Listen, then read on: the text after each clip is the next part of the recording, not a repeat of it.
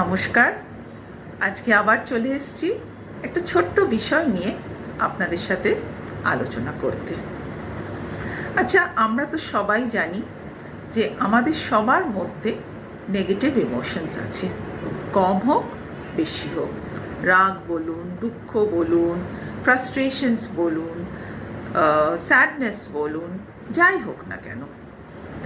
তো এরকম দেখা যায় যে কিছু মানুষ একটা খুব ছোট ঘটনায়ও খুব বেশি খুব স্ট্রংলি রিয়্যাক্ট করে, খুব বেশি হয়তো রেগে গেল, যতটা দরকার ছিল না ওই পরিস্থিতিতে।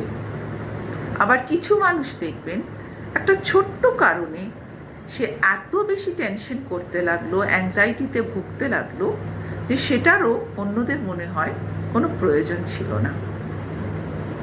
তারপর আবার যখন পরিস্থিতি কন্ট্রোলে হয়ে যায় তখন তারাও আবার তাদের স্বাভাবিক নর্মাল যে জীবন সেটা কাটাতে থাকে।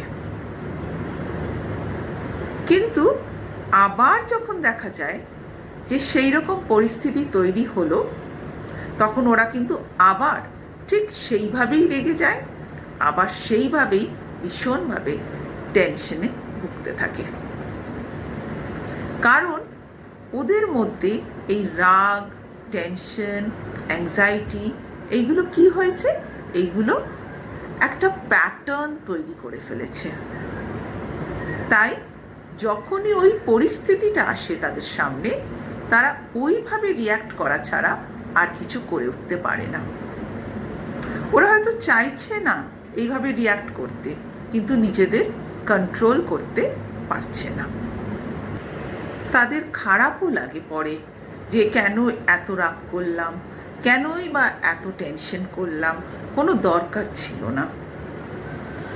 কিন্তু আপনি দেখবেন, আপনি যখন ওদের বলবেন যে তাহলে এই ইমোশনসগুলোকে, যেগুলো তোমাকে এত অস্বস্তিতে ফেলছে, সেগুলোকে তুমি হিল করছো না কেন, সেগুলোকে তুমি কন্ট্রোল করছো না কেন, তখন সাধারণত উত্তর আসে যে আমি তো চাই এবং আমি চেষ্টাও করি কন্ট্রোল করতে, কিন্তু কি করব, এটা আমার স্বভাব, এটা আমার নেচার, এর থেকে কিভাবে বেরোবো, ওই বাকি জীবন আমাকে এটা নিয়েই থাকতে হবে।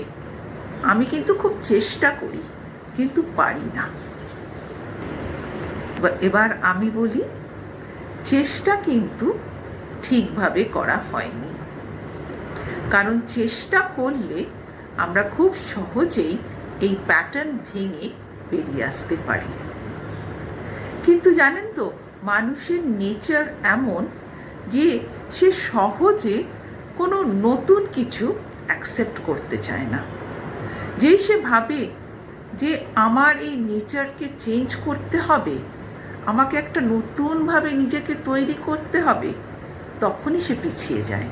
তখন সে ভাবে এই তো ভালোই আছি, ঠিক আছে, আমার রাগ আছে, টেনশন আছে, তো কি হয়েছে, আমি এমনিতে খুব ভালো আছি। ওইটা তার কমফর্ট জোন। সেই কমফর্ট জোনটা ভেঙে সে কিছুতেই বেরোতে চায় না, যতই তার অস্বস্তি হোক না কেন, তার ওই মানসিক প্রবলেমগুলো নিয়ে, কিন্তু তাও সে ওইখানেই থেকে যেতে চায়। সহজে আমরা আমাদের এই কমফর্ট জোনটা ভেঙে বেরোতে চাই না।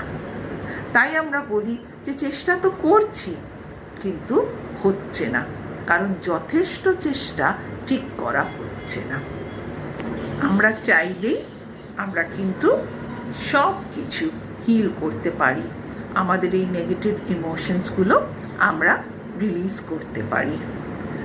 আমাদের ম্যাজিক্যাল প্রেয়ার, হোপোনোপোনো প্রেয়ারের হেল্প নিয়ে আমরা করতে পারি, মাইন্ড রিপ্রোগ্রামিং করে আমরা করতে পারি, এনএলপির দ্বারাও আমরা নিজেদের হিল করতে পারি, এবং এই সব নেগেটিভ প্যাটার্নস যে আমাদের মধ্যে রয়েছে, যা আমাদের জীবনে কিছু অসুবিধা সৃষ্টি করে, তার থেকে আমরা বেরিয়ে আসতে পারি এবং একটা সুন্দর নতুন জীবন গড়ে তুলতে পারি। যদি এই ভিডিওটি ভালো লেগে থাকে তাহলে প্লিজ লাইক করুন, শেয়ার করুন অন্যদের সাথে, আমার ইউটিউব চ্যানেল সাবস্ক্রাইব করুন। যদি কোনো প্রশ্ন থাকে অবশ্যই কমেন্ট সেকশনে লিখবেন, আমি নিশ্চয়ই উত্তর দেব। সবাই ভালো থাকবেন। ধন্যবাদ।